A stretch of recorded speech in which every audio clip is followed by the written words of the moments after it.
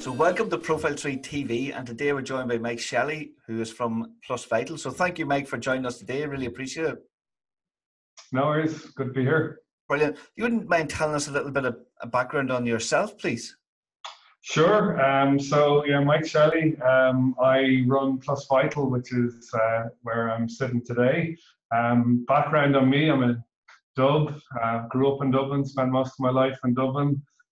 Did chemical engineering actually in college and spent the first couple of years of life post-college working Biotech, building a big Biotech plant in Dublin, and then working in Switzerland and the States and places like that. And then I gave up that to go back to college and do an MBA, see what else there was outside apart from just the biotech world, and worked for an Irish renewable company for a couple of years in Ireland and the UK, over in Oxford, which was very pleasant. And then came back to Dublin in 2014. I've been working in Plusvital since January 2014. So the last 5 years I've been based here trying to grow Plusvital. So amazing, excellent. And you've spent a few years abroad, so you're like technically an expat returning home. Yeah, I suppose I spent a bit of time in Switzerland, a bit of time in the US, and then a couple of years in the UK. So it's good to see different things. And then with the job at the moment, there's quite a bit of travel as well. So we do quite a lot of work in the Middle East. So I've been to a veritable tour of the Middle East. Dubai, Abu Dhabi, Saudi, Kuwait, Qatar, Bahrain, and we do stuff in Australia and other places as well. So yeah, it's good to see outside Ireland. Incredible. I lived in Dubai. I did the same as yourself. I lived in Dubai for 2 years, but actually I think you've visited more of the countries in the Middle East than I have, so you win in that count. So Dubai is an incredible place now. It really is. It's absolutely, it's where it's suddenly the hub of the Middle East where everything comes together. So yeah, no, incredible place. And there, so and especially for the industry that you're in. Yeah, absolutely. Yeah, exactly. So there's a very strong horse tradition in the Middle East at the moment anyway. We'd always be out there looking for clients around that. And, the Dubai World Cup is a very well-known race. There's a big racing tradition in Dubai in particular, but in the other Middle Eastern countries. But on top of that, in the Middle East as well, they also do camel racing. And some of our products are used for camel racing too. So there's somewhere between 100 to 150,000 racing camels in UAE. So it's kind of an unusual business as an Irish company to be out there selling products to the camel racers, but yeah, that's part of what we go to. Isn't it absolutely incredible? And again, for anyone that doesn't know what camel racing is, it's obviously camels racing, but they've got a little robot, isn't it, or mechanic? I come back and tell people that it's remote control robot jockeys on camels, and they race each other across the desert with all the guys driving alongside Toyota 4x4s, controlling the camels, and the jockey in the back can steer the camel, but there's a little speaker and whatnot. So it's a little bit bad, but it's a really big business out there. It's particularly once you get outside the cities of Dubai and Abu Dhabi, out into the desert itself. Like there's a whole ecosystem of people training camels and breeding camels and racing camels. It's kind of like almost like point to point here, or sort of the national hunt scene here, where it's out in the country, the real locals get stuck into the camel racing, while some of the horse racing might be more of the sheikhs in Dubai. The camel racing is the local Bedouin. Yeah, as you say, no, it's crazy. We've got GAA, and out there they've got camel racing with robots. Pretty much anything like that, any bit of sport. So yeah, it's big. It's big out there. So. Incredible. And for people who don't know about your company, you wouldn't mind explaining what services or what products you offer? Sure. So Plusvital is actually, it's over 40 years old at this stage, but it was set up in the 1970s. Essentially, the idea of supplements for horses. So no different than supplements for humans, things like vitamins, minerals, trace elements, all the things you'd see in a typical tablet of Baraka. That horses could potentially need that supplementation too, and that they wouldn't necessarily get everything in the feed, particularly if they're high performance athletes, which racehorses would be. So it started off in the mid 70s, based in Dublin, and almost always export focused, so it's the major racing regions of the world. So like I said, the Middle East, Europe, obviously, Australia, Japan, Hong Kong, the States. You know, it was quite an innovative idea in the 70s to do that.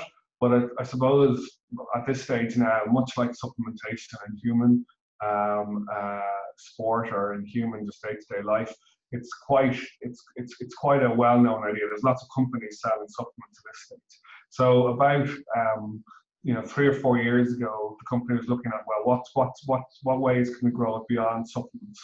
And we got involved talking with a startup by the UCD called Equine. So Equine was set up by a lady called Professor Emily Hill, who had discovered the speed gene in horses. So essentially, this is a genetic link that can identify what's the best distance to run a racehorse at. And they've done a really good job out of starting up at the UCD and getting going. So in the end, effectively, Equine and Plusvital came together. So now we offer both the supplements and the genetics, and we're probably at the forefront of genetic or genomic testing for racehorses around the world.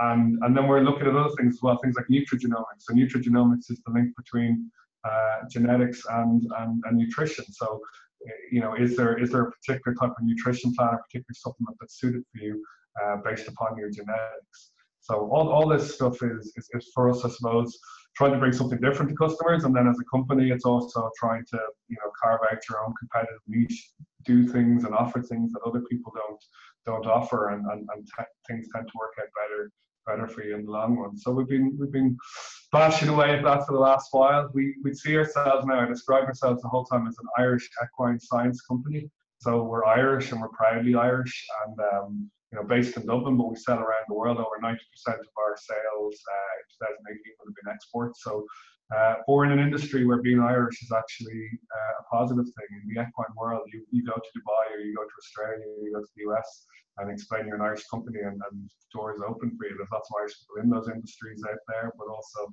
it's very credible. We're equines, we're focused on the horse world, as I sort of said, apart from little dalliances, it's the camels, but almost all performance horses, so race horses, show jumping, this kind of thing. We're science, so we've got quite strong science trend to the company. We've got, you know, very, very good scientists based here, and we like to base our products based on good science.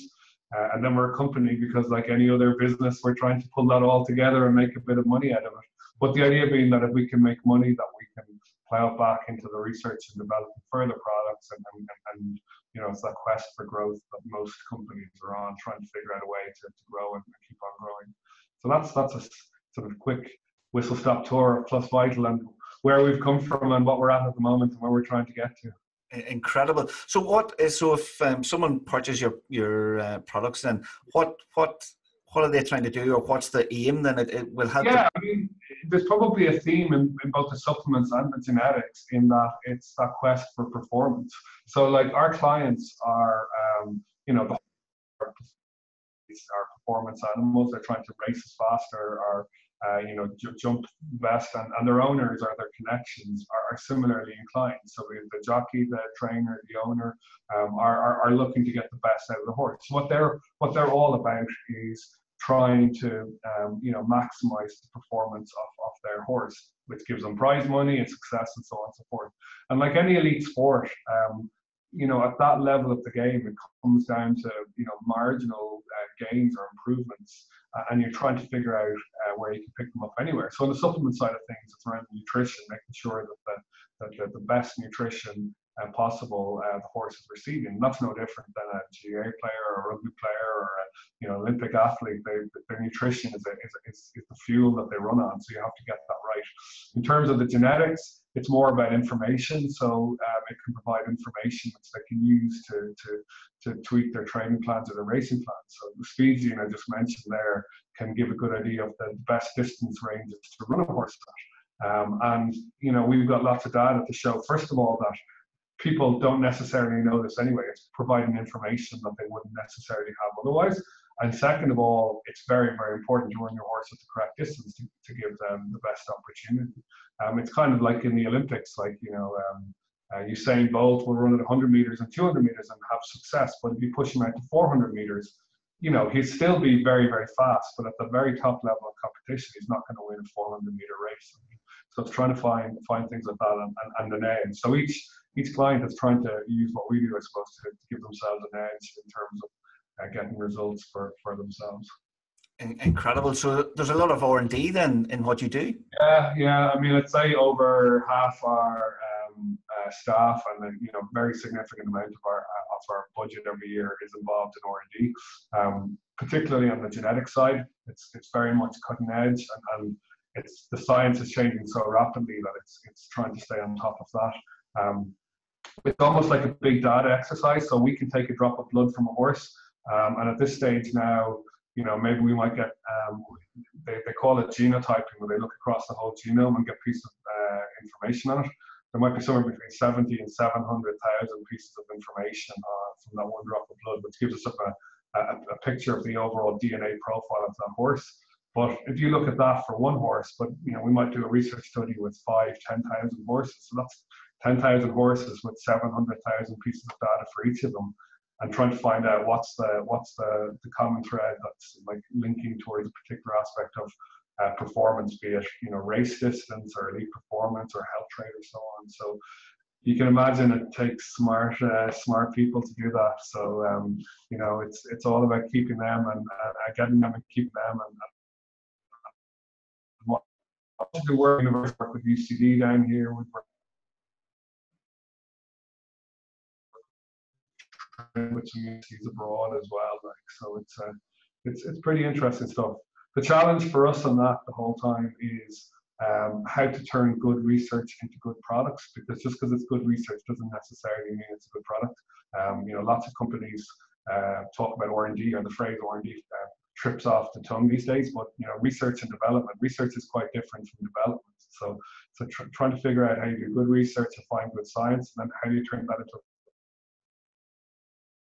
product that ever is a challenge the whole time. But it's interesting. No, incredible. And innovation then is critical to what you do. How do you come up with ideas and continue to innovate? And I'm thinking, I'm sure there's competitors in your niche as well. Yeah, I mean, I think exactly that. I mean, almost we've defined ourselves as a company that will, stand or fall on innovation. We looked up the supplements market, and there was limited amounts of innovation. We said we had to do something different, and we decided that innovation off the back of good science is how we'll try and carve out our niche. As I said, there's innovation comes in many forms. Some of it's on the scientific side and the pure research, and there's definitely some of that we do here. But innovation as well also comes in terms of how you take that science and turn it into a product, or how you build a business model. And that's a challenge for us the whole time. And it's fair enough in terms of supplements. It's very well understood business model. You make a supplement, you put it in the bucket, and you sell it, and it sells through a distribution channel. But for genetics, not only is there not very much in the way of other competitors in the horse space, there isn't really even in other markets. It's not like you can look at human genetics companies and say, well, they've cracked exactly how to do it, or other ones. So everyone's kind of trying to figure out the best way of combining that mixture of science and product and the commercials into the sort of thing that just is a runaway success. So our biggest competitor the whole time usually isn't other companies. It's the customer not fully, buying into what we're offering or what we're believing. And part of what we need to do as a company the whole time is educate the market and get people up to speed with it. But yeah, innovation is very much the center of what we do the whole time. And that's, from a company perspective, that's about trying to get people to, bring their own different ideas to it and feel that they can do it in a way that, sometimes sparks something off. Like, it doesn't really necessarily work with just a geneticist sitting there, or just a marketing person sitting there, or just a salesperson. You need them almost sparking off each other in a way that creates some sort of magic in the room. Like, so when it works, it's great, but it's the whole time is trying to get it to work. And then the other thing we say in here as well is that, like, there has to be tension in the room as well. If you're getting to the stage in a room where everyone's agreeing with each other, then it's probably you're not pushing it far enough. You want that point where people are almost disagreeing with each other, or scoffing at ideas, or unhappy, because sometimes when you're in that uncomfortable place, that's when the best ideas pop out of. So. Amazing! What a great way to look at it. That's good. So I'll bear that in mind next time we're having a tough meeting here. Then. Yeah. Say the level of uncomfort is not because we're doing a bad job; it's doing a good job. Very good. I'll use that the next meeting. Then that's going to be it. Everyone will be wondering what's going on. So, and it's incredible to think that even in your industry, you're having to educate the market. We find in ours, even digital marketing and online marketing, we still have to educate our customers as well. They don't realise what's happening.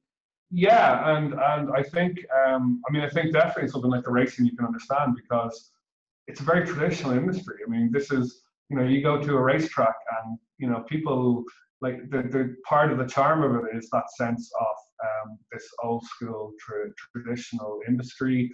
People dress up as if it was in tweed. They the pedigree of the horse is hugely important. People put an awful lot of value on previous generations of horses and all that sort of thing. So so you're trying, and that's all important. That's all good. So you're trying to say, well, you don't need to leave that behind. It's just there's other aspects of it which you can layer on over it. And I think you get that in sport in general at the moment anyway. Like you've got that kind of moneyball effect in sport where people are looking to measure stuff to find out how they can get extra inch. The cycling in the UK and the way to try and get the marginal gains, or every GA team in the country running around with GPS on the back now. So people have that quest for data and how it can give them a gain. But then part of the challenge as well is it's increasingly easy to generate data. The real trick is finding a way to use it that actually can improve your team. So you can put a GPS tracker on every single player in the team. What are you going to use that information for? What are you trying to find out? And it's kind of similar in the genetics thing as well. And what are you hoping to get out of it? So, which comes back to the innovation. Our job is not just to generate the data; it's to figure out a way that we can present it to clients that they can kind of go, okay, I can use this to improve my operation. So, and that's the magic. Yeah, exactly. We've got a phrase for it in here: actionable value. The information has to have actionable value. As in, you can't just give information to someone that's kind of a nice to have. It's a piece of information that they kind of go, okay, I know what this means and I know what to do with it. So, the speed gene that I just talked about has actionable value. We say your horse is a CC horse. It should run between 5 and 8 furlongs. And, there's a specific action associated with it, which will produce value for you. So it's trying to do that in a way for customers. Amazing. Another thing I'm going to have to take back to our company. So learning loads here. So it's like you. So would you have any advice for businesses who are trying to, other Irish businesses or global businesses who are trying to crack the global market? You're very successful. Well, yeah. First of all, we definitely haven't cracked it. So we're still figuring it out as we go along as well. I mean, I think now is a good time, like for Irish businesses. I mean, I think we talked about the Middle East at the start. It's so possible to get anywhere in the world relatively easy now and relatively cheap. So, think possibly outside Ireland. Don't be afraid to go outside Ireland. Is one thing. I think that in terms of innovation or whatnot, there's an awful lot of stuff out there now from Irish state agencies, from universities.